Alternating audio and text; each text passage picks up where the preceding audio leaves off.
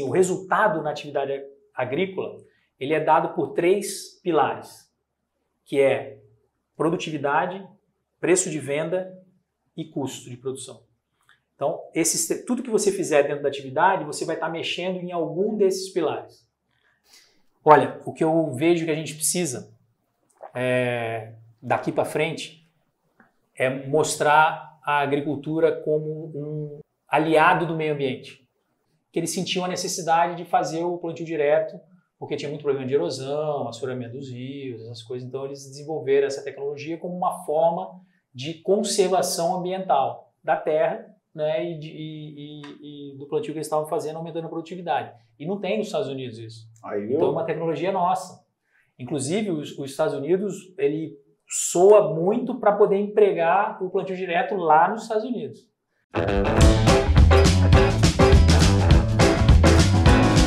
Salve, salve galera, Café Brothers na área, App 16. Hoje eu tô aqui com ele de volta, nosso querido Tamiroso. Tô aí, né, depois de me queimar na churrasqueira do cara lá e passar mal de para com isso. Voltei, bicho, o cara fizeram uma cama de gato pra mim, bicho. Não adoro churrasco. Que bom ter você de volta aí. Tamo aí. O cara strongman, né? Cadê? E aí, Netão, tudo jóia? Dá um salve aí. Boa noite, pessoal. Bem-vindos aí. E ele também está conosco hoje, né, cara? Nosso ex-obeso. Também, mano. Quem faltou foi ele na última, não foi eu. Ele falta tanto que eu já tô até acostumado, né?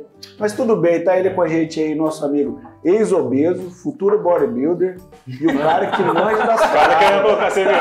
Aqui não tem opção. Álvaro Lanza. Não tem opção. Isso aí. Dá um salve aí, Álvaro, pra galera. Tamo junto. Cara, e hoje nós estamos com um convidado aqui, dando início ao nosso Café Brothers Agro, uma série especial. Um cara fantástico. Eu vou só ler o currículo dele, eu tive que escrever, gente, porque o cara é fera demais.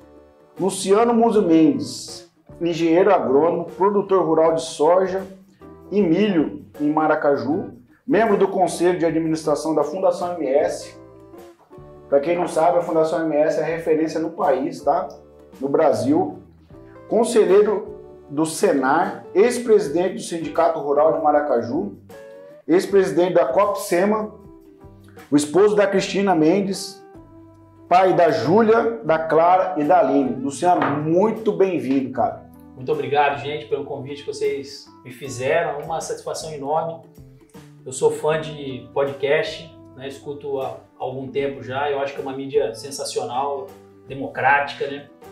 Onde a gente pode estar trocando ideia, e essa ideia de vocês de estar batendo esse papo com pessoas de vários segmentos, acho que é muito bacana. Acho que, mais uma vez, agradecer o convite que vocês me fazem, é uma honra estar aqui. Poxa, legal, cara, legal. Senhor, é o seguinte, cara, a gente sabe aí que tem uma onda pop, vamos dizer assim, né? Que o agro é top, o agro é isso, o agro é aquilo, e hoje a gente vai trocar uma ideia de quem realmente tem o agro na veia, né, cara? Quem tá lá no dia a dia na labuta, né? Porque assim, tem uma glamorização do agro, né, cara? E a gente sabe que as coisas não são bem assim. Tem as dificuldades, tem os desafios, também tem, né, os bônus, né, do agro. Mas então hoje a gente vai trocar uma ideia com você aqui para a galera que não entende nada, que é da cidade, para quem entende, que é do agro, para quem tá chegando, para quem tá pensando em sair do agro, né? Tudo isso aí a gente vai bater um papo. E eu quero lançar uma pergunta para você aqui do começo, né? Como que começou essa história do Luciano, os pais do Luciano que estavam no negócio? Você é um sucessor, você é um desbravador, né? Como que iniciou essa sua história, essa sua jornada no agro? Xandó, eu sou um sucessor, na verdade. Eu há muitos anos atrás, quando eu era criança, eu vinha passar férias aqui em Maracaju, na fazenda que era dos meus avós, do meu avô e da minha avó. E eu, desde lá, eu entendia que a minha profissão seria relacionada com o agro. Eu tinha uma relação muito estreita com isso, eu adorava vir, eu morava no Rio de Janeiro, pra você ter uma ideia. Ah, então, cara, agora que eu fui perceber esse teu sotaque. Então eu trocava férias no Rio de Janeiro por férias aqui em Maracaju, na fazenda. Os meus amigos lá do Rio de Janeiro não entendiam isso, falavam, pô, você tá maluco? Carnaval, final de ano, então você vai pra Maracaju, vamos ficar aqui no Rio com a gente, Copacabana, aquela conversa. Caramba, né? meu. E eu vinha pra cá. Então, a minha identificação com o agro era muito grande, com a fazenda especificamente. E aí eu vinha para cá e eu, nessa trajetória de criança e adolescente e tal, eu decidi que eu iria fazer agronomia. Eu tive um pouco a ajuda do meu pai aí na definição da profissão, né, de escolher uma boa faculdade e tudo, ele sempre me apoiou nisso. E aí eu decidi fazer agronomia. E aí eu fiz agronomia em Piracicaba, entrei em Piracicaba em 90. Como é que era o nome da faculdade lá? A Exalc, Escola Superior de Agricultura Luiz Queiroz, que é um campus da USP, São Paulo. Ela é referência no país também. Referência no país, exatamente, em agricultura, em agronomia, né? Então eu fiz agronomia na Exalc e de lá eu vim para cá. Então eu me formei em 94, em 95 eu cheguei para Maracaju. Então eu tô aqui em Maracaju direto, assim, vamos dizer... Estabelecido em Maracaju desde 1995. Mas antes acho que era essa ligação aí que me dava essa... E quando eu vim, o meu pai era um funcionário do Banco do Brasil, ele falou, olha, você é do setor, então você vai fazer a gestão da nossa propriedade. Ele continuou, logo se aposentou no Banco do Brasil, e aí ele montou uma empresa de peça de automóvel e eu ficava na fazenda. Então, quer dizer, como sucessor, eu pulei uma geração, né? Então, quer dizer, do meu avô veio para o meu pai, porque meu avô morreu em 89, eu me formei em 94, então meu pai ficou 5 anos na frente da fazenda. Quando eu vim, ele empurrou a bola para mim, exatamente. Agora sim. Rolou a bola, agora chuta pro gol. E aí eu comecei em 95, eu iniciei na atividade. Tá, beleza. Esse time, esse full time, vamos dizer assim, porque a galera às vezes não sabe, né? Mas eu morei por quase 7, 8 anos na Fazenda Itamaraty. E tem uma coisa que me chamou muita atenção lá, que foi essa transição do agro, e a galera já vai puxar um gancho aí também. Conta pra gente um pouquinho, você pegou essa parte do plantio convencional por direto? Você já estava estabelecido na tua propriedade isso? Não, a nossa família é uma família tradicional de pecuaristas. Ah, teve outra transição ainda. Teve uma transição, exatamente. É uma família tradicional de pecuaristas. E quando eu cheguei, eu percebi que a agricultura era importante na nossa atividade. Por uma questão de aumento de rentabilidade, apesar de eu imprimir todas as tecnologias voltadas para a pecuária, para aumento de produtividade, era muito mais difícil na pecuária do que na agricultura, porque você não tinha linha de crédito para pecuária, você tinha para agricultura, então a gente precisava... Tinha mais recurso. Precisava fazer uma transição aí para poder, de fato, alavancar a pecuária. O meu pai, como funcionário do Banco do Brasil, ele tinha um pouco de medo da agricultura, porque a agricultura, num passado na qual ele participou, levou o patrimônio de bastante gente. Década de 80, 90? Isso. Então ele tinha um pouco de preocupação em relação a isso. O que eu disse para ele foi assim, olha, vamos começar pequeno, né? A gente começou com 60 hectares, falei, vamos começar com 60 hectares, a gente... Lavoura. A gente faz a avaliação dos 60 hectares, vai expandindo gradativamente, vai fazendo essa ampliação. E se a gente tomar algum revés aí, a gente vai montando um lastro ao longo desse caminho. Porque o segredo da agricultura é você ter um colchão, né? Porque a fábrica a céu aberto é assim, uma hora você toma um revés, como a gente viu agora no milho, né? Então você precisa ter um colchão, porque quando você tem um colchão, você vai gastar esse colchãozinho para você sobreviver na atividade. O que não pode é você deitar no estrado. Então a gente começou pequeno, com 60 hectares, aí entendemos que a atividade era uma atividade boa, fomos evoluindo, crescendo, hoje a gente planta 4.200 hectares aí no prazo de 96, né? 25? Uau, que massa, hein, cara? 5 anos. Álvaro, manda aí. Top.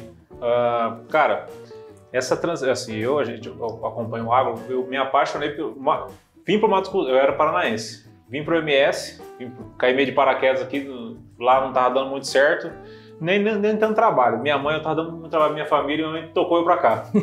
Vim comigo, meu se formou em agronomia, falou, tô indo pra uma cidade chamada Maracaju, no Mato Grosso do Sul, vou ver o que vai lá. Ele vai trabalhar na LAR na época, né? E aí eu vim, cara, eu lembro que eu comecei a fazer o CAT, não tinha nem terminado nem o segundo grau, ainda já tava com 19 anos. Aí fui no churrasco na LAR, cara. Cara, ali eu vi que minha vida mudou. Aquela conversa, aquele negócio bacana. Tinha muito produtor lá. Eu me ofereci para fazer churrasco, para servir os caras só para ficar ouvindo como é que era o movimento. Então eu me apaixonei pelo agro. Aí comecei a trabalhar na corretora, estou até hoje, né? E o que eu vejo hoje, na visão de hoje, tanto a pecuária quanto a lavoura, as duas não aceitam mais amadores. Elas não aceitam mais. Ou o cara ele vem para o jogo para jogar de verdade, de fato, igual você está falando de tecnologia, ou ele tá fora. Ele tá fora, assim, e sozinho, ninguém coloca ele fora. Esse futuro, tanto da lavoura quanto da pecuária, hoje, eu andei estudando um pouco sobre pecuária, e confinamento, semi-confinamento, ainda é o que vai mudar, você acha, a curto prazo. Por quê? O convencional é difícil você mudar. Por quê? O cara tá fazendo negócio dar certo há muito tempo. Como é que você vai mostrar para ele que muda? Hoje você é um cara pioneiro em tecnologias também, né? Que você traz aqui para o MS. Então, esse sistema, essa transição de sistema tradicional pro de hoje, que é a tecnologia, como que você acha que o produtor vê isso hoje? Assim, tem uma frase que a turma atribui ao Einstein, que é: não dá para você ter resultado diferente fazendo as coisas do mesmo jeito. Né? Então, isso é muito atual. Né? Então, em qualquer segmento, eu acho que assim, a gente precisa ser, em qualquer segmento, um inconformado constante. Uau, legal isso. Porque o que a gente precisa? A gente precisa sempre buscar uma evolução. Em qualquer atividade, se você sentar na sua zona de conforto, cara, muito provavelmente você vai regredir. Sabe? Você vai ser ultrapassado, você vai ser atropelado pelo seu concorrente. Então, sempre, em todo segmento, eu tenho isso muito comigo, você tem espaço para melhorar por melhor que você seja. Né? Então, você pode ser, por exemplo, o Neymar, que é um baita de um jogador de futebol. Pode ter certeza que ele treina todo dia buscando a melhoria do futebol dele. E eu acho que é assim que a gente precisa ser nos nossos negócios. Quer ela seja pecuária, quer ela seja agricultura. E o que eu entendo é que a tecnologia ela veio para nos ajudar a evoluir, a crescer. Então, eu entendo que a tecnologia ela pode ser a mais barata como a mais top de linha, mais cara, desde que você empregue ela de uma forma que você consiga trazer resultado daquilo que você está fazendo, que é o que a gente chama de relação custo-benefício. Né? Então, a gente tem na agricultura hoje tecnologia que não custa nem um centavo. Né? E tem tecnologia que custa, sei lá, 20 mil reais por hectare, ou 5 mil reais por hectare. Então, eu acho que a gente precisa ser um inconformado e sempre estar buscando melhoria dos nossos resultados. E quando a gente faz isso, cara, a nossa velocidade de aprendizado ela é constante. Né? A roda vai girando, a gente vai aprendendo, vai evoluindo, vai crescendo. Eu acho que é assim que a gente precisa tratar e é assim que eu acho que o agropecuarista precisa pensar. Eu penso dessa forma. E uma estratégia que eu uso é pelo exemplo, pelos bons exemplos. E pelos frutos, né? Porque senão só exemplo o cara tem que mostrar o... Não, eu digo assim, eu falo o seguinte, em algum lugar do mundo tem alguém que faz exatamente o que você faz melhor do que você faz. Você precisa conhecer esse cara. E esse cara pode ser você, né? Se a gente for da mesma atividade, pode ser o seu amigo, né? Você precisa trocar experiência com esse cara, você precisa entender o que ele faz de melhor que você para você entender. Nada mais é do que o que a gente chama de análise comparativa ou benchmarking, aí, como um nome bonito para falar da gente estar copiando os outros. Né? A chinesada não copiou um monte de gente? Né? Uma potência hoje. Com certeza. A turma não pegava a fotocópia, não chama Xerox, por causa da máquina da Xerox, que os caras pegavam aquele negócio, desmontavam. Isso é benchmarking. Mas eu acho que tem que fazer um benchmarking saudável, né? Uma análise comparativa de você buscar informações com outras pessoas que fazem o que você faz melhor que você. E eu tenho alguns amigos, inclusive, que a gente troca experiência e consegue evoluir dentro desse negócio. Por que eu fiz a pergunta? Porque você sempre foi assim, desde quando eu ouço o seu nome, é sempre conhecido como pioneiro em muitas coisas de tecnologia, começar as coisas. Então, assim, o desbravador e o pioneiro, igual a Xanda falou, sempre apanha mais que os outros. Primeiro você passa por louco no início. Ninguém tem o que você tá fazendo, daqui a pouco um fala, bicho, você viu o cara lá, você viu o Luciano? Bicho, que negócio que ele tava fazendo há 3 anos atrás deu certo. Aí vai todo mundo. E depois todo mundo faz, parceiro, né? Só que, e às vezes... que você fala, depois da onça tá morta? Depois da onça tá morta, todo mundo atirou. Caçador, Agora todo mundo atirou. Só que... São os peão de obra feita, né? Engenheiro de obra feita. E eu sempre vi a humildade do seu lado de não querer ficar, não, porque fui eu que fiz, fui eu que, não sei o que, eu que cheguei, eu que apresentei. Não. A gente vê que além de você fazer e dar certo, você faz questão ainda que os outros queiram fazer também. E isso é muito difícil de acontecer. Né? Compartilhar. Hoje ninguém quer compartilhar a poção mágica, né? E eu falei pro Xandó quando ele falou, eu falei, cara, o Luciano é um cara que ele sempre compartilhou as coisas. A gente sempre ouviu, não, cara, foi o Luciano que fez aí. Então, assim, eu sempre ouvi. E a gente não é tanto convívio. Imagina o pessoal que está do seu lado, tanto que eles já não conseguiram aprender com você. Não sei.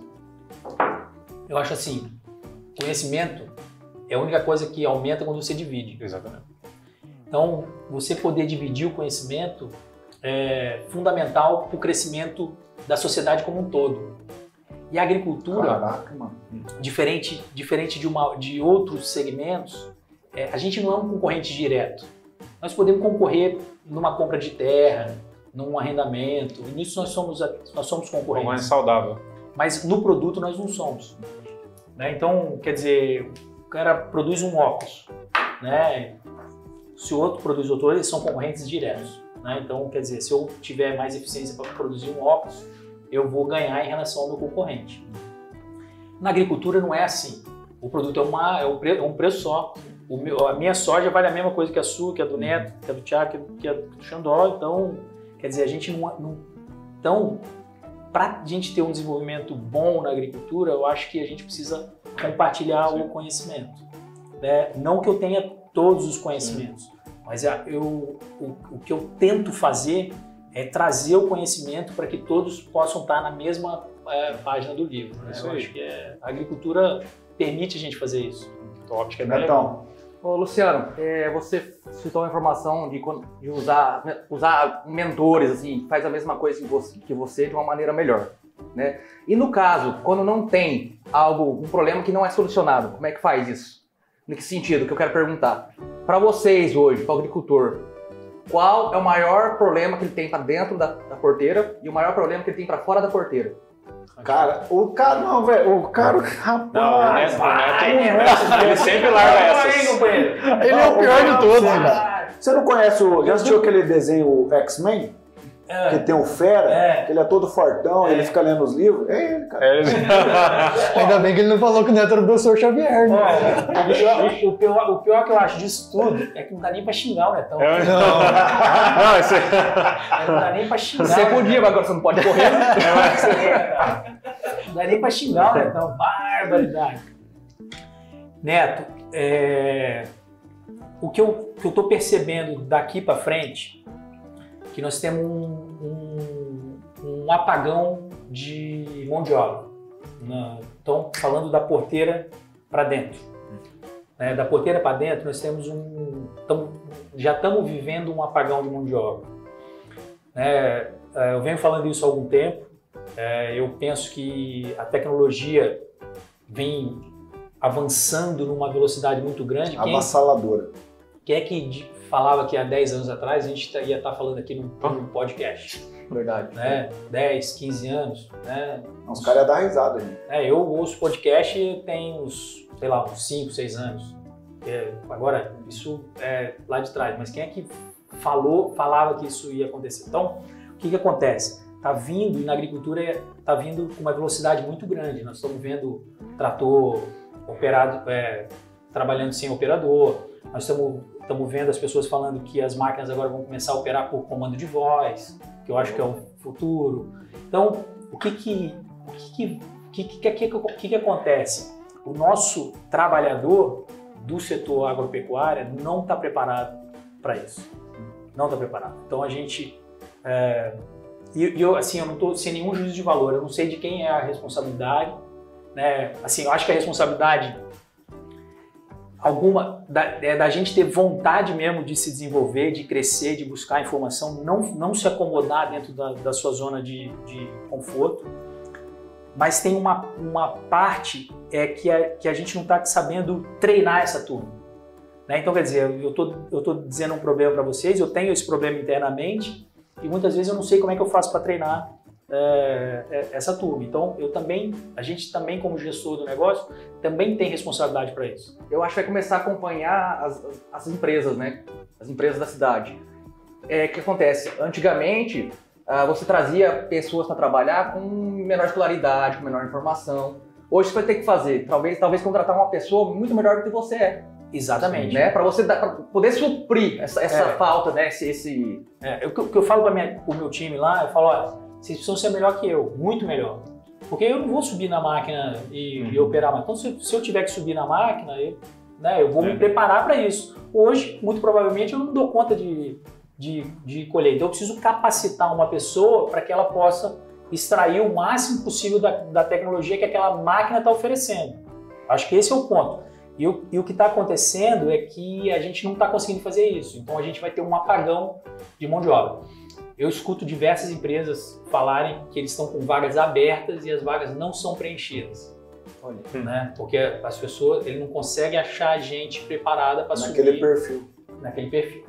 Então esse é o ponto hoje que eu acho que é o calcanhar de Aquiles do setor, e a eficiência passa pela tecnologia. Né? Então, se a gente quer... Produção agrícola, você não faz preço na produção agrícola.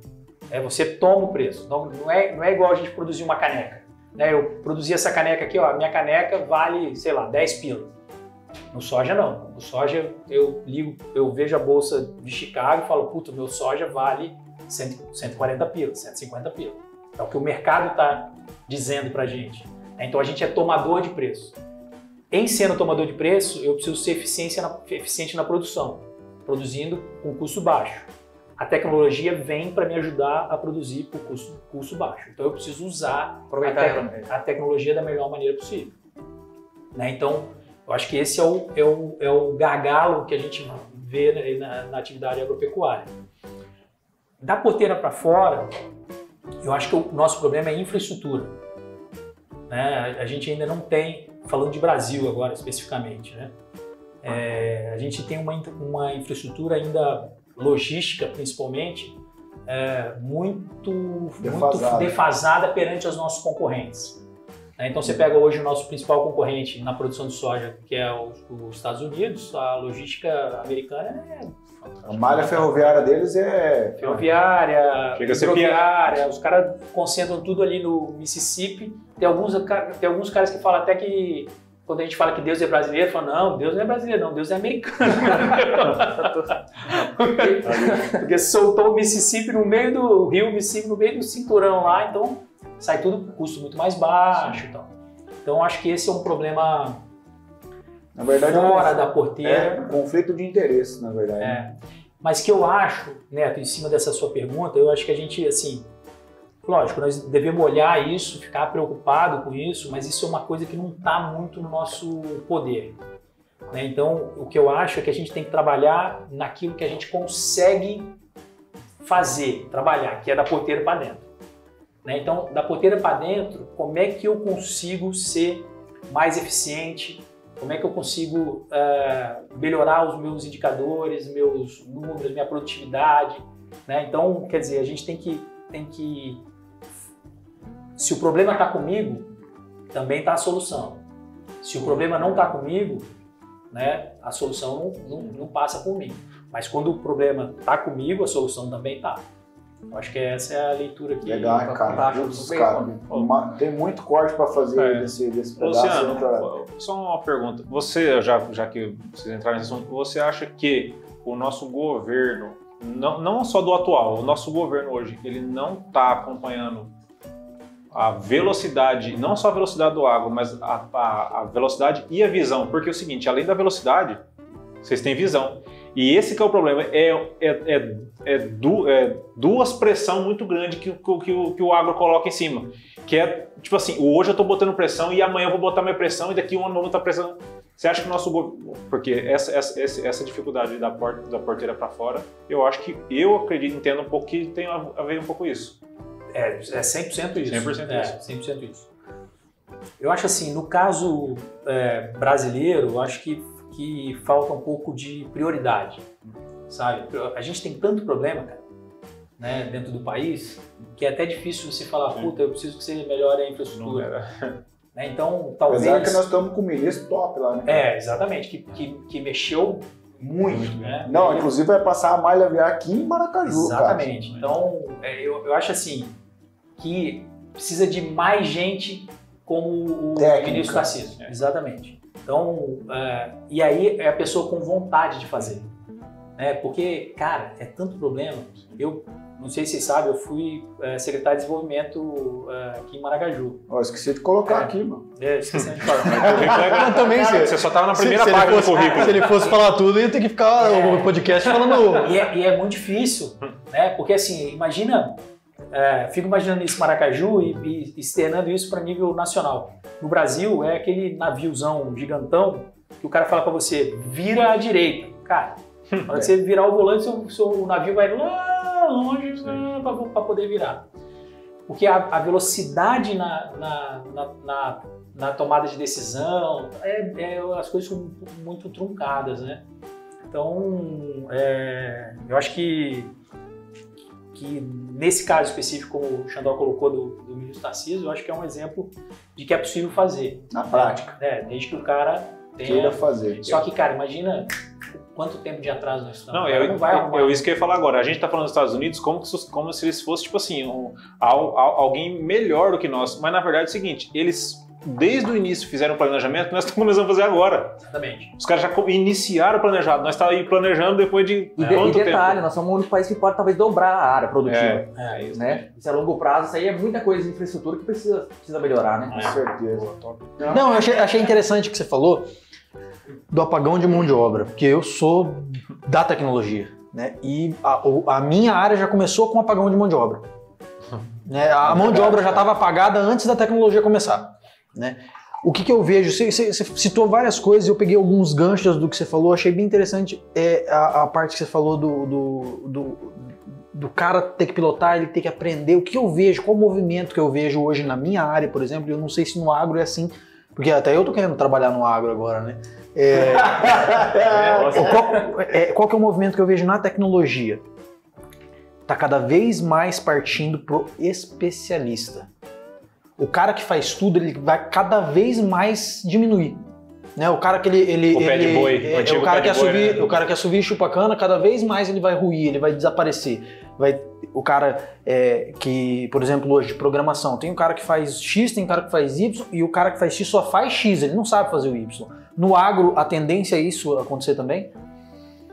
Pô, Thiago, eu sinceramente eu nunca pensei efetivamente sobre isso, mas quando a gente fala na operação do agro, a gente tem 3 operações fundamentais que a gente tem que focar, que é plantio, pulverização e colheita. Né? Então, se você pensar hoje, um operador de máquina, na minha situação especificamente, eu tenho uma pessoa que opera só o pulverizador, tenho uma pessoa que opera a colhedeira, tenho uma pessoa que opera plantio. Mas o cara que está na colhedeira, quando ele não está colhendo, ele está plantando, ele vai para o plantio. Então, se a gente analisar dessa forma, ele faz as três operações dentro da atividade. Né? Mas, assim, se você pensar mesmo a fundo, ele tem que dominar aquela atividade que ele faz. Então, se o cara está na pulverização, o cara tem que saber tudo de pulverização. Né? Se o cara está na colheita, e aí eu acho que ele entra na questão da especialização. Você quer dizer então, que provavelmente esse movimento que o agro está fazendo tecnológico vai levar a isso? Eu acho que vai. É porque é um movimento que a minha área, na realidade, já começou assim. Que vai. Você quer ver um cara que é fundamental no agro e ainda não tem? É o cara analista de dados. Que é um cara de TI, né, de tecnologia da informação. Esse cara não existe. Ele não existe para você, agora imagina no agro. Pois é. Nós estávamos falando de tecnologia, de mão de obra, e assim, eu não sei como é hoje no agro, mas eu vejo assim que é um movimento mundial que as pessoas tendem a olhar para os Estados Unidos, tecnologicamente falando, né? Inclusive no meu ramo é assim. No agro, isso ainda é uma realidade ou hoje, tecnologicamente, você acha que a gente já está batendo parede? Eu ia fazer essa pergunta, ainda bem que você fez. Thiago, isso no passado foi verdade, isso, sabe? Porque assim, muito dos pesquisadores que até hoje isso acontece, sabe? Os pesquisadores que vão fazer doutorado, pós-doutorado, eles vão para os Estados Unidos. Uma grande parte disso ainda vão para os Estados Unidos para justamente buscar, principalmente quando a gente fala de ciência de base, né, para buscar as metodologias científicas que os Estados Unidos vêm trabalhando há muito tempo, né? Então isso foi muito presente no passado.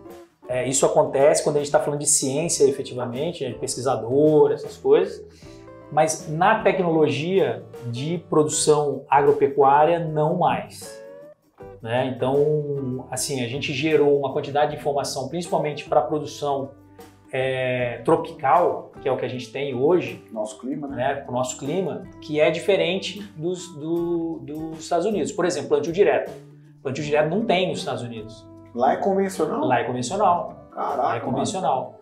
Porque o plantio direto ele é uma criação brasileira. Você inclusive. tem ideia mais ou menos quando virou essa chave? Década de 90? Final de 80 para 90? O início do plantio direto foi ali meados de 70, 80, já indo para a década de 80. Eu não me lembro exatamente, vou dar um chute aqui. Começou com o pessoal do Paraná, né? Que é o Herbert Bax, o Nuno Pereira, e o outro, esqueci o nome do outro produtor. Que eles sentiam a necessidade de fazer o plantio direto, porque tinha muito problema de erosão, assoreamento dos rios, essas coisas. Então eles desenvolveram essa tecnologia como uma forma de conservação ambiental da terra, né, e do plantio que eles estavam fazendo, aumentando a produtividade. E não tem nos Estados Unidos isso. Então é uma tecnologia nossa.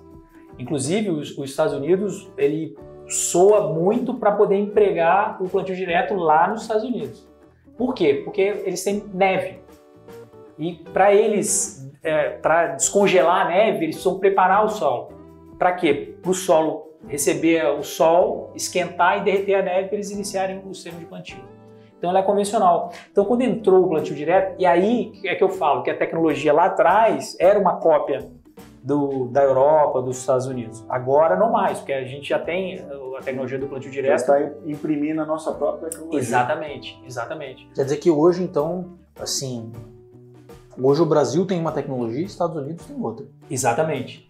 Agora, quando a gente fala de máquina agrícola, né, eles têm algumas coisas que a gente não tem, pela facilidade que eles têm lá, né, por exemplo, as empresas são americanas, né, tem todo o know-how da empresa, mas hoje, por exemplo, a mesma máquina que está colhendo aqui no Brasil também está colhendo nos Estados Unidos.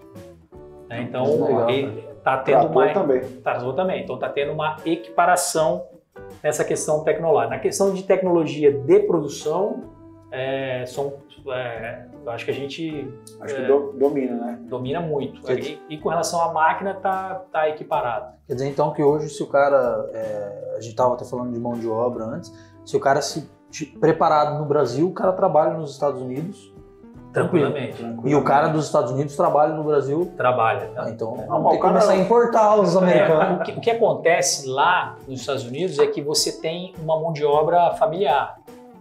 Então é a própria família que está dentro da operação. Então é o pai, é o filho que operam as máquinas, aí o cara tem um ou dois. Até pelo tamanho das áreas também, né? Safristas, mesmo nas áreas grandes. Então, porque a mão de obra é muito cara lá. Então, o que eles fizeram? A autonomia das máquinas são muito grandes. Né? Então, você opera uma máquina... Um trator com 60 linhas Isso aí. de plantio. Uma máquina com 60 pés de plataforma. Então, diminuiu o número de pessoas, né? Exatamente. Um armazém, um silo, no botão lá, no painelzinho, os caras estavam fazendo. Exatamente. Então, eles estão numa operação onde eles usam o mínimo possível de mão de obra.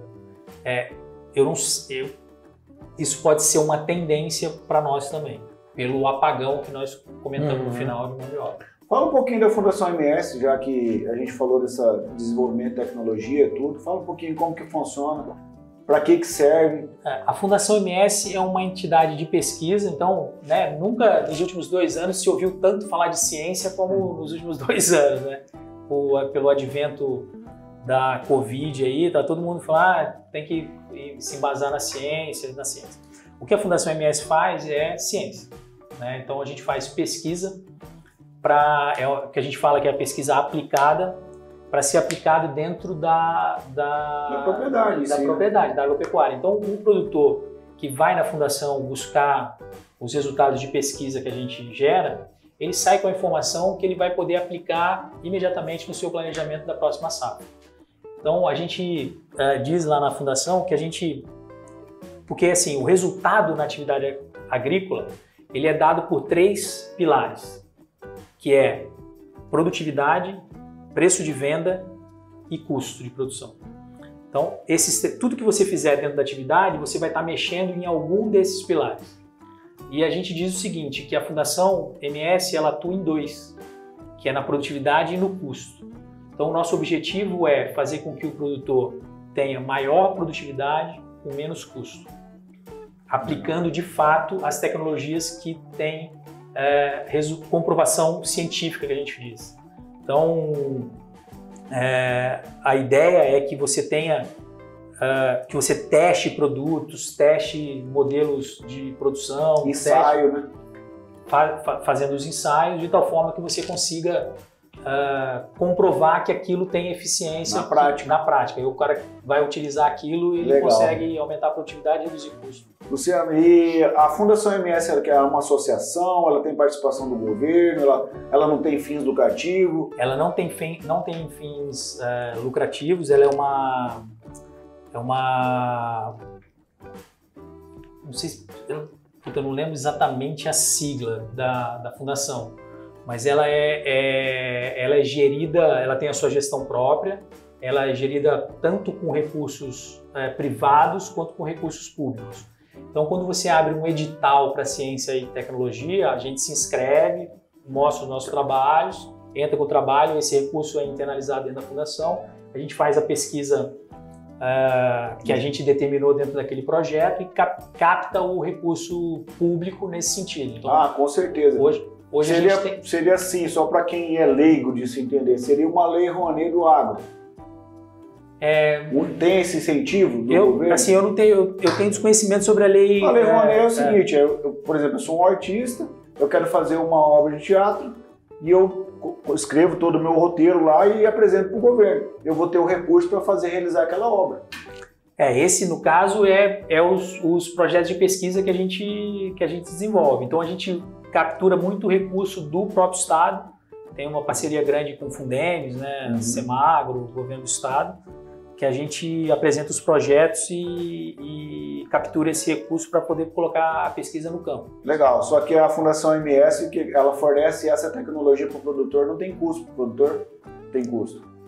Não tem. E ela é aberta a todos. Ela é aberta para todos. Tanto é que a gente tem as publicações que a gente faz, porque como é recurso público, essas informações oriundas da pesquisa que veio de recurso público, ela é aberta. Então assim, a Lei Rouanet, ela beneficia só o artista ali, a pessoa, né? E tipo assim, o resto que se expôs, se deu lucro, se não deu, o cara embolsou a grana. Agora esse recurso público que vem para pesquisa, além de ele ajudar a própria classe de produtor rural, cara, ele engloba muita gente. Exatamente. E aí tem uma parte da nossa pesquisa que é uma pesquisa fechada, né? Que aí você precisa ser um associado, da Fundação MS, você contribui um valor por hectare, que aí você tem acesso a todas, porque tem pesquisa que é pesquisa interna da fundação, que é feita pelo próprio recurso da instituição. Aí essa pesquisa é uma pesquisa privada. E essa Fundação MS já tem algum aplicativo, alguma coisa? Não é API no celular? Tem o site, né, fundacalms.com.br, e tem o portal do associado, que é a pessoa que faz a contribuição de R$2 por hectare da sua área de plantio. Ele tem acesso a todo o rol de pesquisa que a fundação gera. Legal, aí, independentemente da fonte do recurso. Luciano, era essa questão de linha de pesquisa, não falando exatamente da fundação, mas hoje nós temos materiais genéticos aí, por exemplo, de soja, a variedade de produzir 150 sacas de soja por hectare. Como que, na sua opinião, eu sei que é uma resposta que vai ser complexa, né, se é que tem resposta, né, mas eu quero saber como que o agricultor deve agir para poder atingir esse potencial dessa capacidade produtiva da soja. Por que eu estou falando isso? Hoje eu vi uma reportagem no Mais Soja, se eu não me engano, né, o maior produtor de soja por hectare colheu 141 sacas. Tudo bem que foi numa área irrigada, né, mas como o agricultor pode aproximar dessas altas produtividades? Não dá nem pra xingar ele, né? O cara quer o segredo do bolo, mano. Mas usando os dois pilares que você falou da fundação. Não, porque nós como agrônomo, depende. Tá, porque assim, por exemplo, eu ia falar dessa resposta. Porque assim, eu vou fazer uma colocação aqui. Você falou sobre plantabilidade antes. Isso. Ainda é uma tecnologia que ainda o pessoal acaba deixando meio de lado, principalmente na soja, né? Então isso aí já é uma tecnologia que você já acaba usando para você, sei lá, atingir 5, 10 sacas a mais. Né? Então, assim, e esse papel, querendo ou não, de pesquisador, está na mão do produtor ainda. Neto, sua pergunta é excelente. Eu penso o seguinte, de novo, vamos voltar no tripé: produtividade, preço de venda e custo. O que nós estamos discutindo é a perna da produtividade, tá certo? Perfeito. Então, imagina que a gente tem um painel de controle, igual um avião. Né? Então, qual é o problema da lavoura do Neto? O problema da lavoura do Neto é plantabilidade? Diagnosticou que é plantabilidade? Eu tenho que apertar o botão da plantabilidade. O problema da lavoura do Neto é alumínio em profundidade. Eu tenho que solucionar o problema do alumínio em profundidade. Eu vou lá e aperto o botão do alumínio em profundidade. Então, o que é importante nisso é você fazer o diagnóstico daquilo que está te segurando na produtividade. Daí a importância daquilo que eu falei anteriormente, que era a análise comparativa ou o benchmark. Se eu falar para você que a minha produtividade, estou dando um exemplo, é de 70 sacos por hectare, você acha que é uma produtividade boa ou uma produtividade ruim? Produtividade boa. Boa. Ótima. E se eu falar que o Álvaro, que é meu vizinho de cerca, ele colhe 80 sacas por hectare? E acontece muito isso, né? Entende? Então, de novo, eu preciso aprender com o Álvaro como é que ele faz para colher os 80 sacos por hectare. Muitas vezes a gente entra na nossa zona de conforto achando que a gente está numa produtividade que é uma produtividade boa, e realmente é, 70 sacos por hectare, só que tem um cara do meu lado, que muitas vezes é meu amigo, está colhendo isso, e eu preciso aprender com ele como é que eu faço para chegar a isso. Então, é um conjunto de... não tem um fator isolado, sabe? É um conjunto de fatores. E mais importante que isso, o somatório de fatores isolados, ele é muito maior do que único exclusivamente o somatório em si. Então vamos imaginar, você mexeu na produtividade lá, deu 2 sacos. Você corrigiu o alumínio, deu 5 sacos. Você fez mais alguma coisa lá, deu 3 sacos. Se você somar isso aqui, dá 10 sacos. Né? Só que quando você faz tudo isso ao mesmo tempo, o ganho que você tem é muito maior do que o ganho isolado somado. Então existe uma interação entre os fatores. E eu acho que é isso que é importante. Então, na verdade, você tem que ir mexendo um conglomerado de coisas. Um monte de coisas. E aí é a ciência que vai dizer para você onde que você vai mexer. Então você fez lá o diagnóstico, tem problema de alumínio em profundidade. Você tem que mexer no alumínio em profundidade. Mas eu tenho problema de plantabilidade.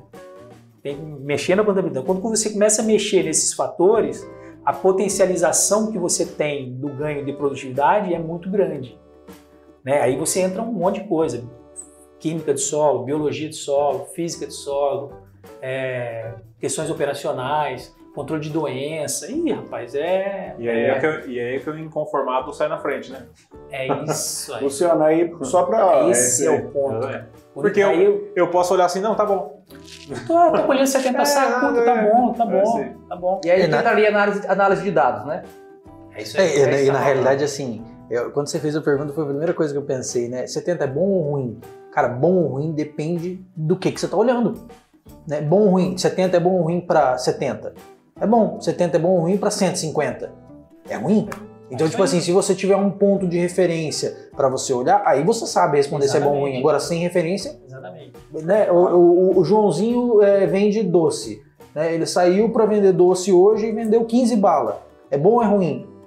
Eu não sei. Quantas balas ele pode vender? 200, então é ruim. Ele pode vender 20. Não, então é bom. E não tem então, muita dificuldade. Se eu e você tá fazendo academia juntos, no mesmo período, um ano, e você tá crescendo mais que eu, ficando mais forte que eu, alguma coisa tá acontecendo comigo. Aí é a parte do veneno, né? É o aluno. Disso chama gente. Aí é o TRT.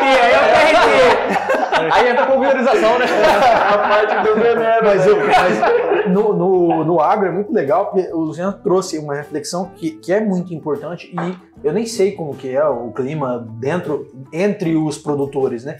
Mas, cara, você ter acesso a pessoas que estão fazendo melhor que você e, se o cara tá produzindo 80 sacos, 50 sacos, 1 milhão de sacos por hectare, pra você não vai fazer diferença.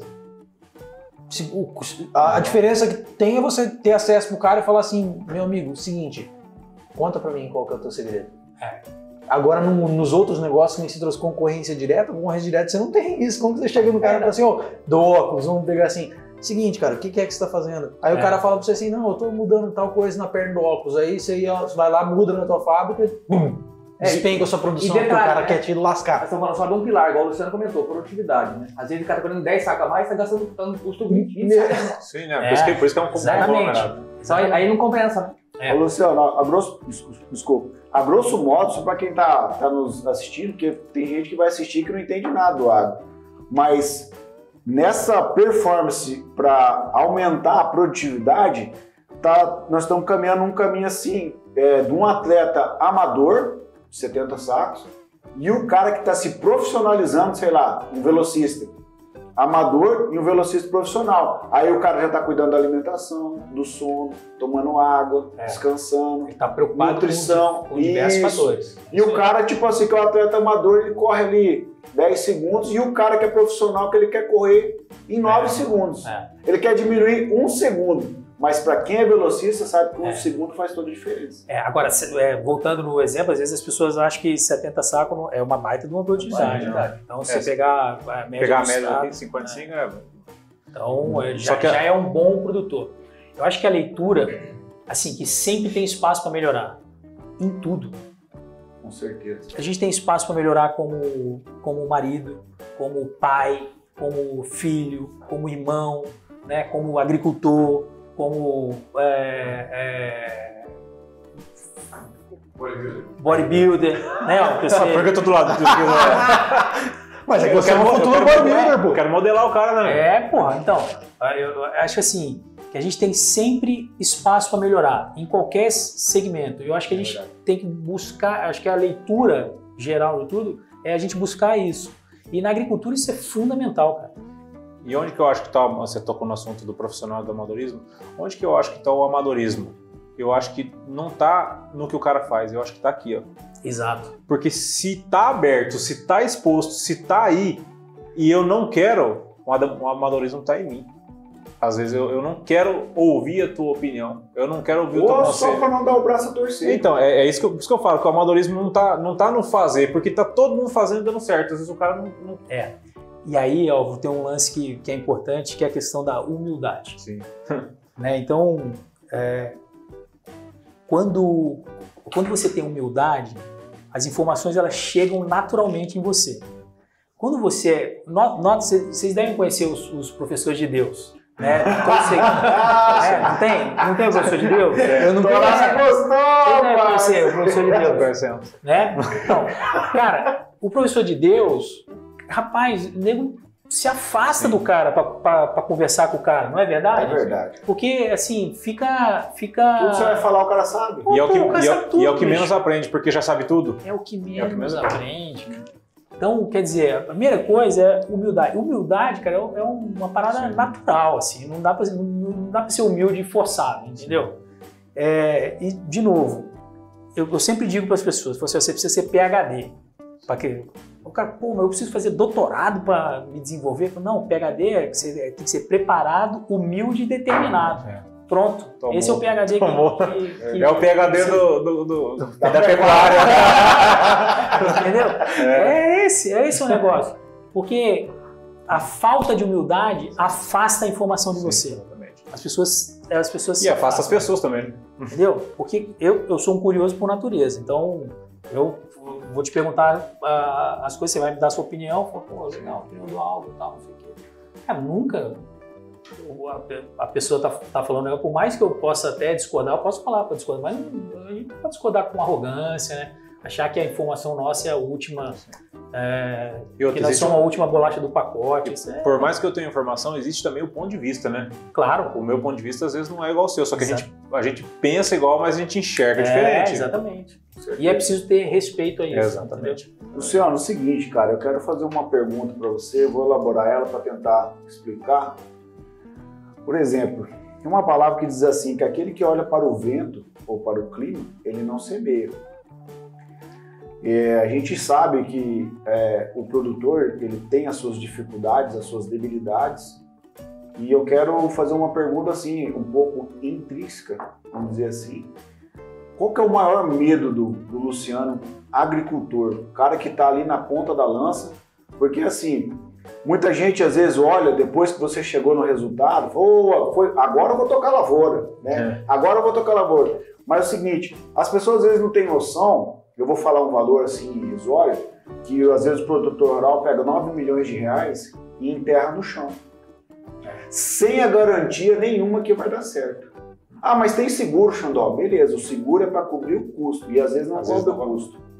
Então, é um desafio assim imenso e precisa de muita coragem. E tem muito filósofo que fala que não existe, né, medo, né, a ausência de coragem, né? Mas qual que é o maior medo do Luciano, produtor rural? O Luciano, o cara que está frente a frente, tete a tete no agro ali, no dia a dia. Como pessoa, você Como diz, pessoa, como líder da sua equipe, como o cara que está à frente do seu negócio.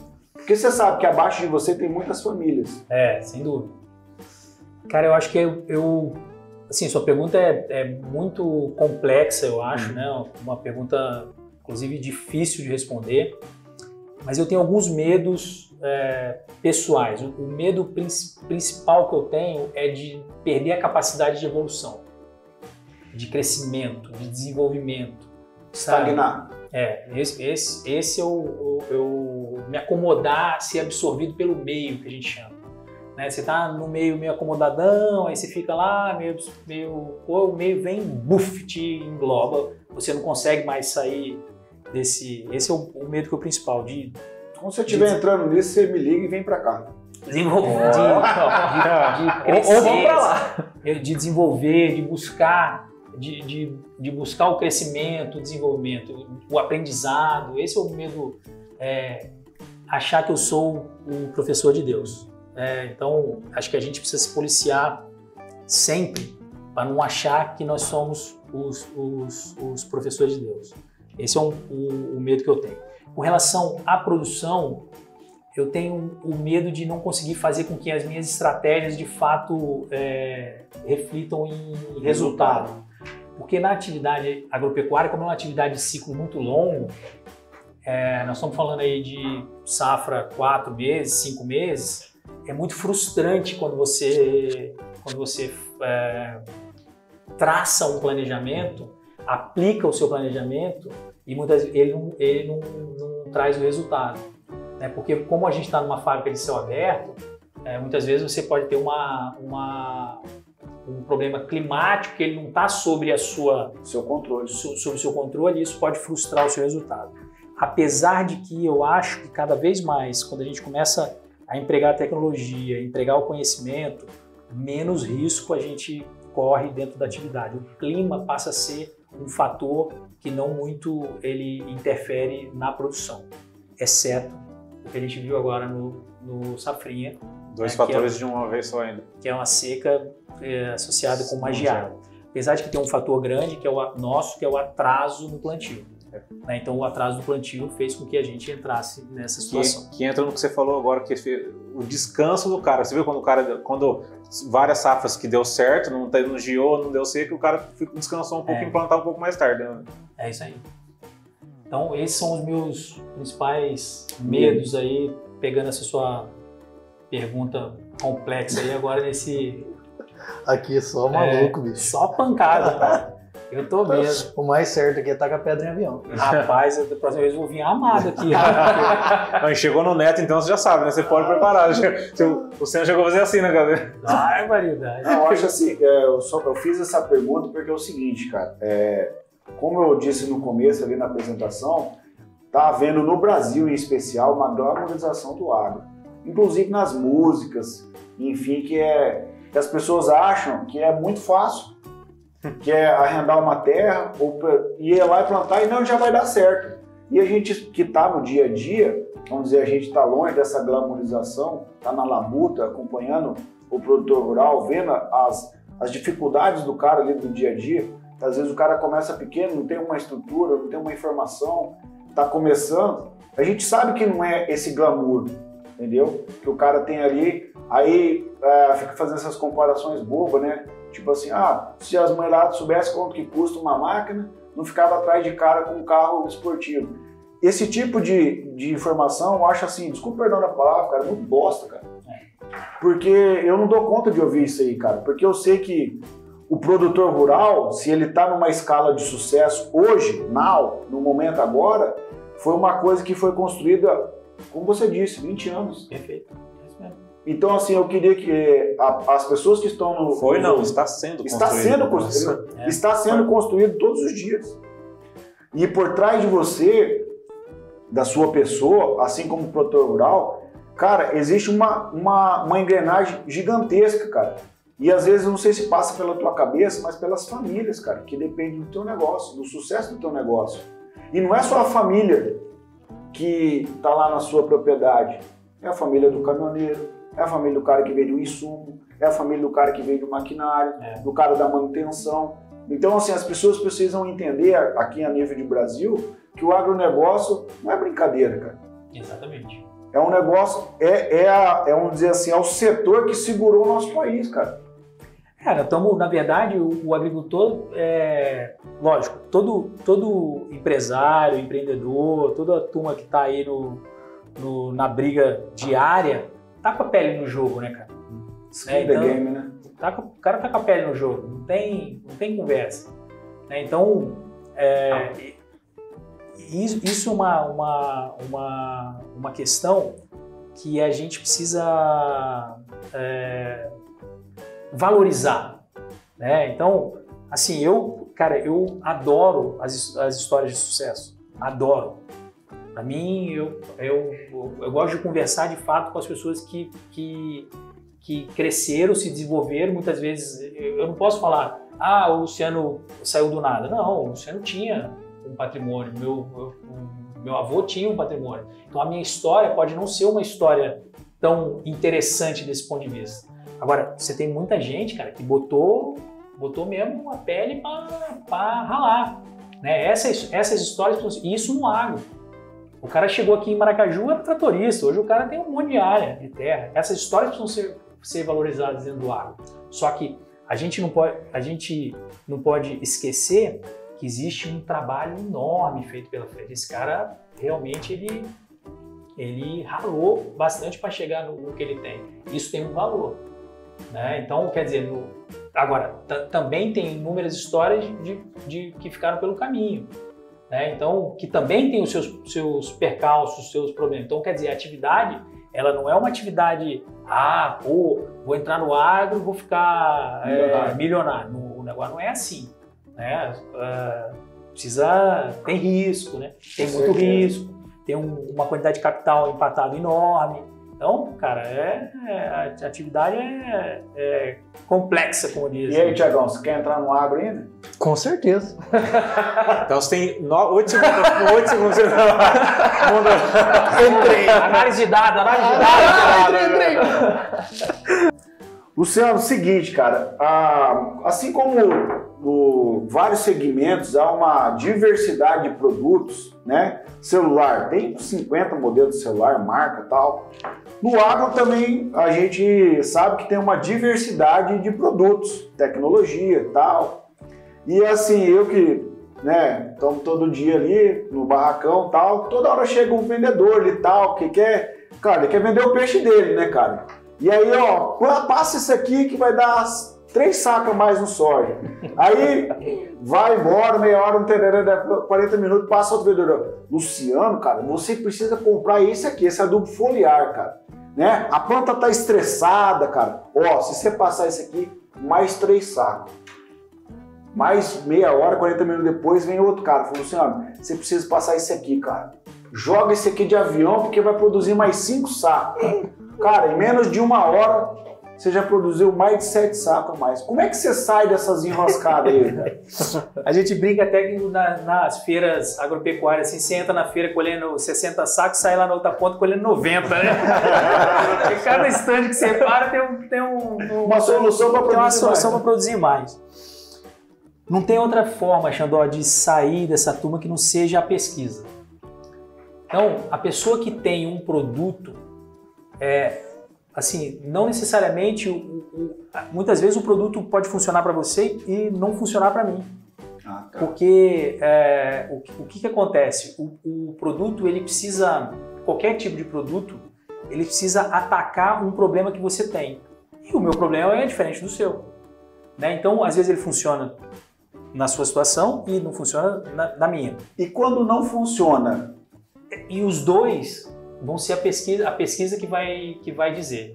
E aí vai separar de fato o produto que funciona do produto que não funciona. Por exemplo, tinha um produto que eu não vou lembrar o nome dele, mas se não me engano era do Fox.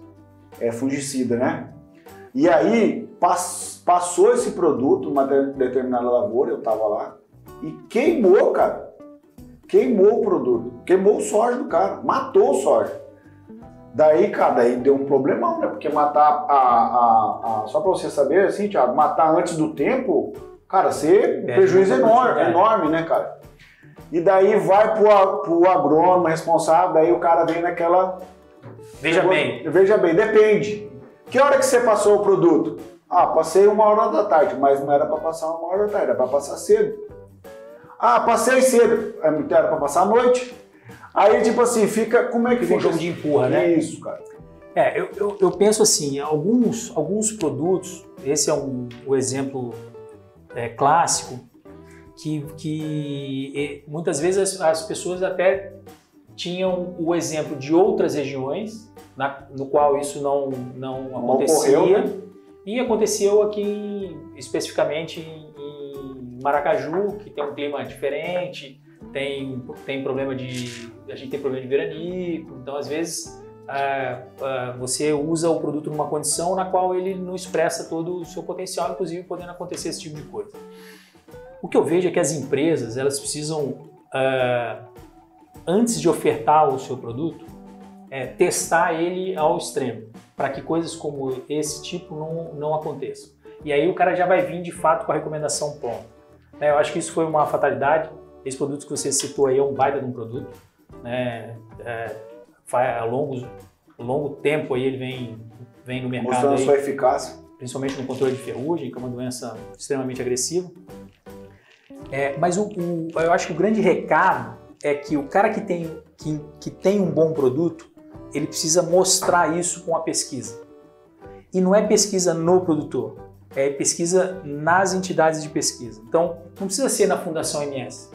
Né? Pode ser na Embrapa, pode ser na Exalc, pode ser na Universidade Federal de Viçosa, né? Mas precisa ter o rigor científico, né, para que você possa de fato isolar o problema, né, e tendo o rigor científico, você vai dizer se de fato aquele produto vai funcionar ou não.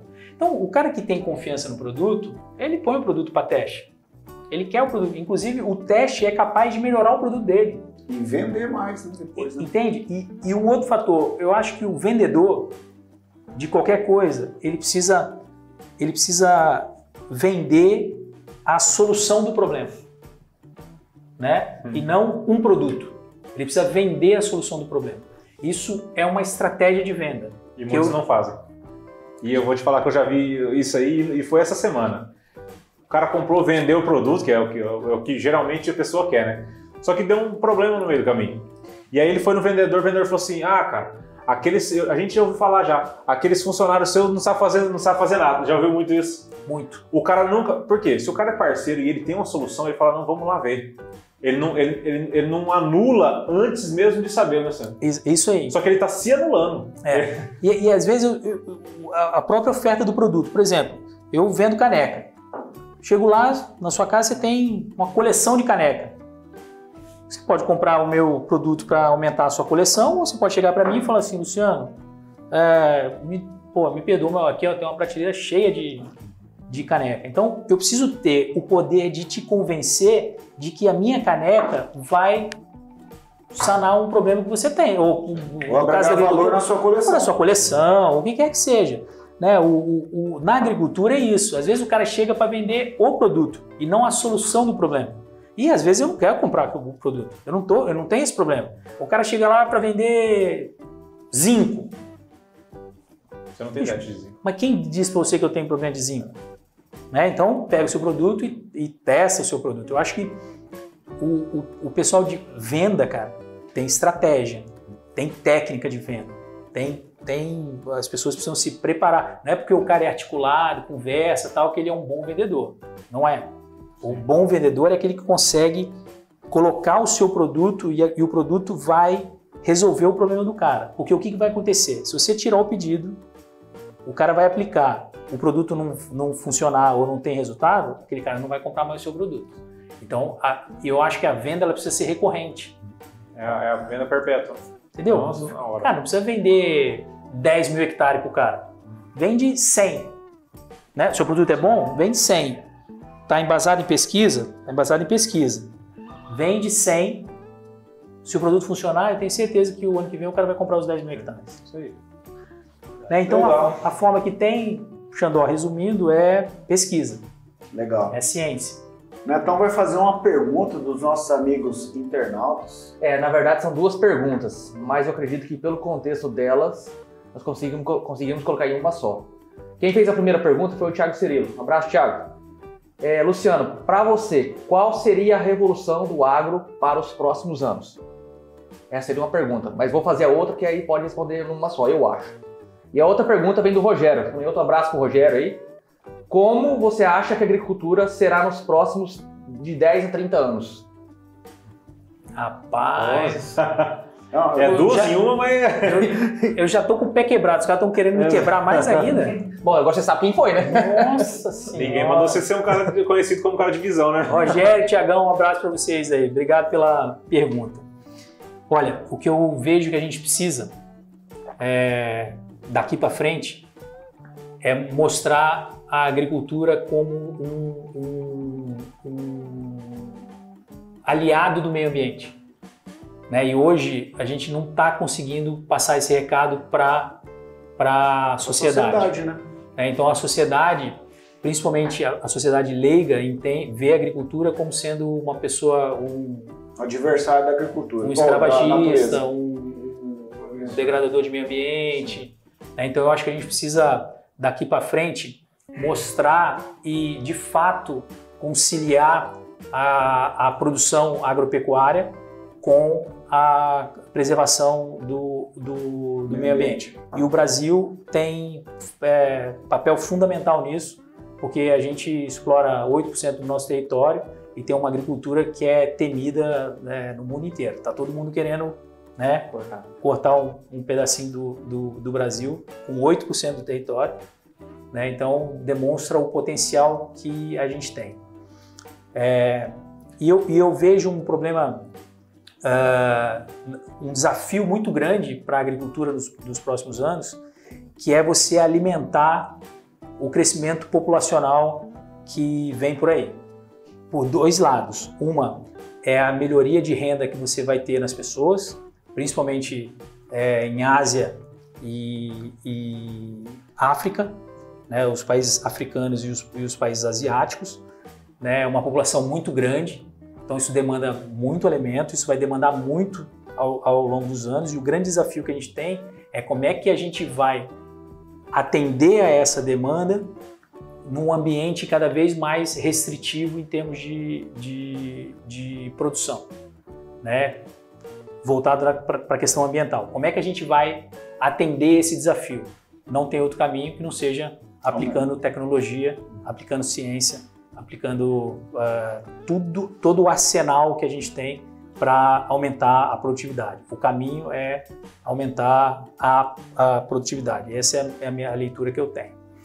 E eu vejo que as tecnologias vão nos ajudar nesse sentido. E aí, quando eu falo de tecnologia, eu falo em todos os sentidos, desde aquela que você está aplicando diretamente na sua atividade, até aquela que a gente começou a discutir, que é uma análise de dados, né, análise de banco de dados, que é ainda uma questão um pouco, está engatinhando ainda no agro, mas que a gente vai poder usufruir disso ao longo dos anos.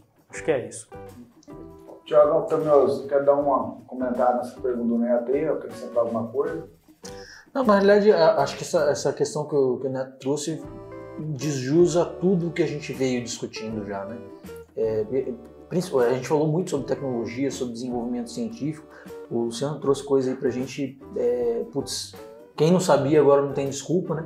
Porque agora tá sabendo, sabe onde procurar, sabe? Ele trouxe uma reflexão que pra mim cara, o sentimento da noite é a reflexão que ele trouxe, que parar de olhar como concorrente e trazer como aliado, né? Se o cara do teu lado tá fazendo o dever de casa melhor que você não tem que ficar ofendido porque o cara é melhor que você tem que ir lá e entender porque o cara é melhor que você e tentar fazer melhor que ele para um dia ele chegar e te perguntar por que você consegue fazer melhor que ele, entendeu? Então, assim, acho que tudo que a gente discutiu essa noite deu a volta em si mesmo, né? Tudo volta para o mesmo lugar, é a gente aprender para ensinar, Uma roda, né? Exatamente. Legal. Sim. Vamos lançar a brava? Mas você não vai perguntar, fazer perguntas que você queria do... Churrasco! Ele fez assim. Essa é a brava. O Auro fez assim, eu achei que era aquelas brincadeiras de criança de dar cartão, sabe? Da Xuxa. Luciano, é o seguinte, cara, eu acompanho seus stories aí, né, cara, no Instagram, e eu tô ligado que você gosta demais ali do barbecue, né? Fala.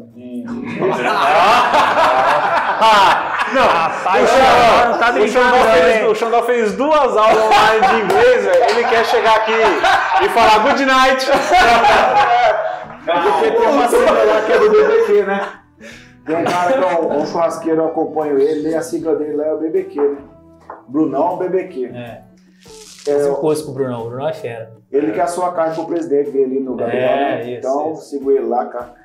Luciano, então fala pra nós um pouquinho desse teu lado churrasqueiro aí, cara. É um hobby? Você tá naquela do atleta amador, profissional? É um hobby. Essa história é interessante, cara. Eu já gostava de churrasco, né?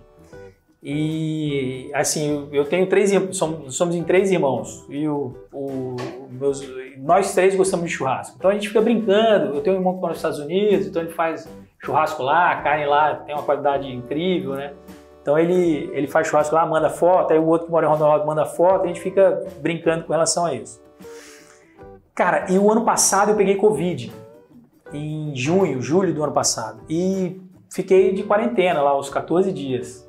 E cara, eu não tive, graças a Deus, não tive nenhuma complicação, e você faz o trabalho que você tem que fazer, que você consegue fazer online, né, de home office, e eu fiquei com uma parte do tempo à toa. Ocioso, né? Ocioso.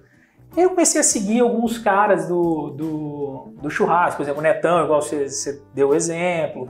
Eu falei, pô, esse negócio é interessante. E comecei a perceber que, como em tudo na vida, tem técnica. Tem técnica. Time. Existe a ciência. Tem técnica para tudo. Tem a ciência por trás desse negócio. E eu comecei a me interessar. E cheguei no American Barbecue, né? Que é o churrasco de estilo americano, de defumação. Que você, na verdade, defumação é um processo muito amplo, né? Mas você chega a carne assa numa temperatura baixa e com fumaça. Então ela pega o gosto da fumaça.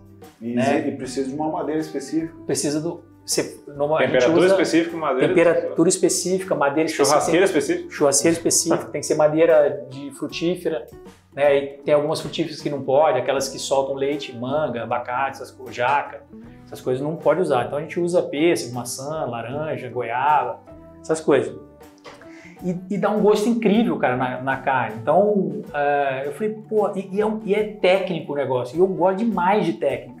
Eu falei, porra, esse negócio é legal, gostei desse negócio. E comecei, aí fiz 2 cursos, aí comprei o pit, que a gente chama, né, pit smoke, que eu chamo de litorina, que o Netão lembrou. Litorina, não sei se vocês lembram. Churrasqueira, né? Era o trem de passageiro que ligava, que tinha de Maracaju para Campo Grande. Era só fumaça? A litorina tem elétrica e tal, mas aí eu botei o nome de litorina por causa da fumaça, solta fumaça e tal. E aí, cara, entrei nisso, entrei nos outros, churrasco de grelha, parrilha. Fiz o curso com o Brunão, né, que você falou, parrilha, eu tenho uma parrilha lá. Então, cara, é um negócio que eu gosto. Tem técnica, bicho, eu tô no meio.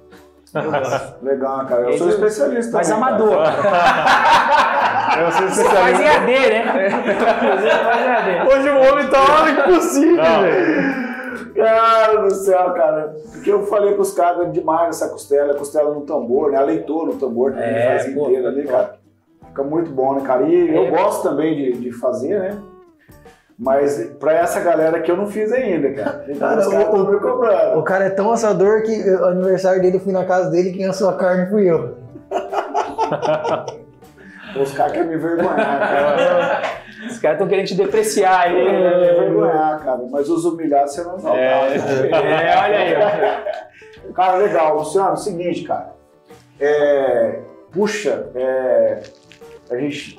Papo incrível aqui, né, cara? E a gente, no nosso podcast aqui, no Café Brothers, nós temos sempre uma pergunta, né, cara, no final. E essa pergunta, ela nasceu com o Neto, um bate-papo meu com o Neto. E o cara que sabe modelar bem as coisas, que é o Álvaro, cara, ele é o nosso copy, ele vai modelando a parada, né, cara?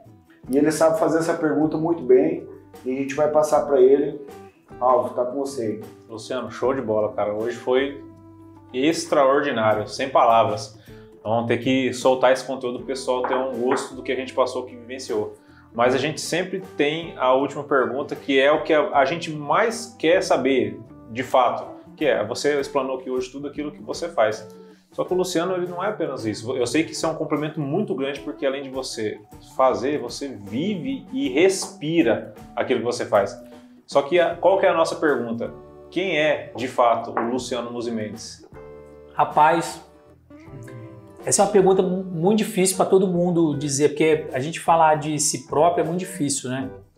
Bom, antes disso, a gente vai ter um fashion para eu poder agradecer. Eu quero agradecer demais vocês. Eu acho que o bate-papo foi fantástico, né? Vai ter tempo. Bem descontraído e tal. Assim, mas o Luciano é um cara relativamente tranquilo, né? Que é um inconformado por natureza. Eu acho que a gente tem sempre espaço para crescer em qualquer setor, cara. De novo, como pai, como filho, como irmão, como tudo, a gente tem que procurar sempre fazer o melhor, fazer o bem, né? Porque fazendo o bem, volta o bem. Isso pode ter certeza que isso... A gente só dá aquilo que a gente tem, né? Exatamente, entendeu? Sem passar por cima de ninguém, cara, sem pisar ninguém, sem humilhar ninguém. Acho que a gente precisa conduzir a nossa forma de ser de uma forma bem bem tranquila, bem fácil de ser conduzido, né? Logicamente, eu tenho em alguns momentos os meus destemperos, né? E quando principalmente com coisas que me incomodam, mas normalmente eu tento aprendi aí com a vida que a gente todo problema se resolve. O problema que não se resolve é a morte, né? Então tento conduzir dessa maneira. Então sou tranquilo, tenista igual o Netão, né? Um esporte que eu gosto muito de futebol, mas parei porque não estava querendo me machucar e me machuquei justo jogando tênis, tá aí provando a isso. boleta para comprovar. Não sei se eu nunca falei isso, acho que pouca gente sabe, mas como eu morei muito tempo no Rio de Janeiro, eu fui surfista. Olha, histórias jamais vistas aqui. Eu fui surfista, é um esporte que eu adoro, que eu gosto muito. Né? A turma fala, pô, mas tá no Mato Grosso do Sul surfista. Eu falei, isso, né? Veio surfar o agro. Tem muito tempo, né? Tem bastante tempo, mas a gente ainda se diverte com isso, né, cara? Com essas coisas. E assim, sou bem eclético, porque eu surfava e laçava. Né? Então, os caras falam, pô, mas... Né? Será que é autodidata? Rapaz, isso é tudo agrada o homem, bicho. Que diabo que é isso, né? Se é o definitivo que é subir chupa-cana. Então, assim, mas a gente nunca fez... como divide muito, acaba fazendo nada bem feito, né, cara? É igual o pato, né? Anda mal, nada mal, voa mal. Então, vai jogar tênis, joga tênis mal. Vai jogar futebol, joga mal. Vai jogar vôlei, joga, mas joga mal. Joga basquete, joga, 1,70m, vai ter que jogar. Então, Álvaro, em cima dessa pergunta, eu acho que eu sou muito tranquilo, caseiro. Acho que um cara que preza pela família, eu acho que é o pilar de tudo, né, cara? Acho que é isso. Não tem... Top. Cara, tamo aí. Nossa, legal. Isso aí. Legal. Netão, considerações... Pode falar. Pergunta difícil, né? Porque é difícil a gente falar de si resumir mesmo, né? a gente si mesmo. Eu sei, a gente sabe o que é, mas é realmente sempre a pergunta mais difícil, porque a gente nunca tá preparado para ela. É verdade, cara. Essa pergunta traz uma introspecção. Uma reflexão. Na verdade, forte, exatamente. Parece que depois que a gente sai daqui que a gente consegue ainda... E você nunca conseguir responder ela? Não tem. Foi isso aí que ele falou pra mim, nessa pergunta aí. Uns 20 minutos tentando responder, ele falou, e a gente nunca vai conseguir responder. Ou seja, perdeu seu tempo com ele, falou. Netão, considerações finais aí. Cara, eu saí daqui com a impressão hoje. Primeiro agradecer ao Luciano pela presença ilustre. E hoje foi, cara, muito gratificante, agregador demais para nós. Eu já saí daqui com a vontade de escutar, de escutar pronto aqui. Sair daqui e já colocar no carro ali e já escutar. Então, bom que foi. E ele citou um negócio no começo ali sobre a questão do colchão, né? Quando entrou na parte ali da agricultura. E assim como é o colchão também no plantio direto, né? Você precisa ter um colchão para você ter uma boa planta e tudo mais. E eu vejo ele como um colchão que hoje se encaixou no Café Brothers. Exatamente. Entendeu? Algo assim que pode ser um episódio que pode mudar muita coisa pelo conteúdo agregador. Tá? Eu agradeço demais a sua presença aqui. Obrigado. Álvaro Lança, considerações finais. Não, só pode dizer o seguinte, que esse é o intuito. Eu tô saindo daqui hoje melhor do que eu entrei. Esse é o intuito desse Café Brothers. E hoje eu consegui. Muito bem. Legal. Thiago Tamioso. Cara... Bom, primeiro de tudo eu queria falar o seguinte. Pô, vocês não vão fazer eu chorar aqui não, né? Pelo amor de Deus, né? Não, fica tranquilo que agora eu vou falar alguma coisa pra dar uma mudada no ar, né? Eu vou falar primeiro de tudo, eu já vou sair daqui querendo entrar pro água. Eu já vou apanhar da minha mulher, que ela me ligou aqui, ela tá falando, os caras não tá respondendo. Eu tô pensando assim, putz, cara, que diacho que eu vou fazer pra entrar no água? A primeira... Não, mas brincadeira à parte, cara, muito obrigado pela tua presença. Eu que não sou do agro e eu, assim, tenho... Você se envolve porque você está na região onde só se fala disso. Então você pega uma informaçãozinha ali. Eu sou um cara muito curioso também, então acabo aprendendo um pouquinho de cada lado. Mas você trazendo essa visão de inconformidade, essa visão de pareceres, de olhar para a coisa da forma como eu mais gosto de olhar para as coisas, com um número. Olhar e pensar assim, não, isso aqui é feito assim porque é desse jeito e desse jeito dá esse resultado.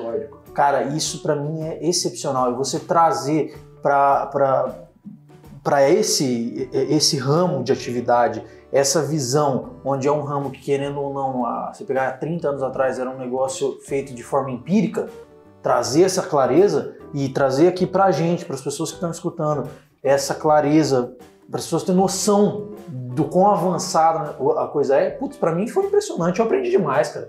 Muito obrigado mesmo, cara. Legal, sim. Inclusive, eu achei na hora que ele estava dando as considerações de si, eu achei que ele até ia largar uma aqui. Eu prefiro ser essa metamorfose ambulante do que ter aquela velha opinião formada sobre tudo, né? Que é isso, né, cara? Isso aí.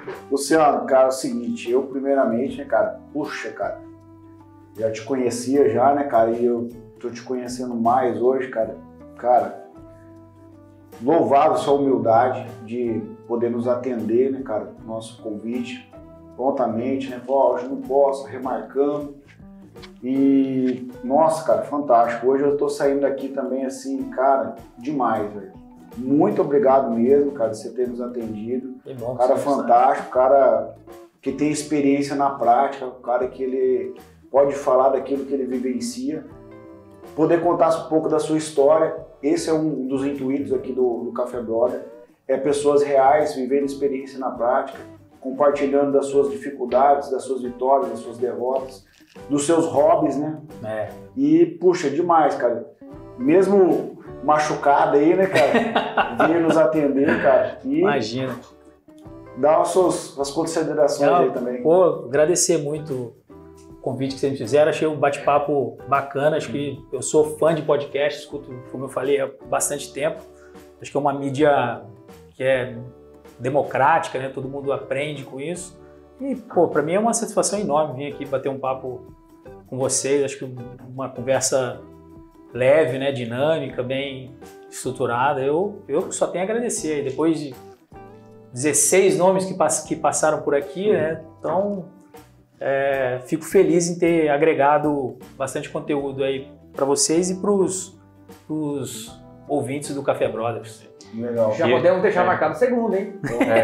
E a gente sempre, todo podcast, a gente fica batendo sempre que nós somos meninos da pecuária. Você viu que hoje ninguém falou muito agora. Hoje nós somos bebezinhos da pecuária, perdoa, né, galera? Ninguém quer passar vergonha. É o seguinte, isso é inédito, surfista da pecuária não existe.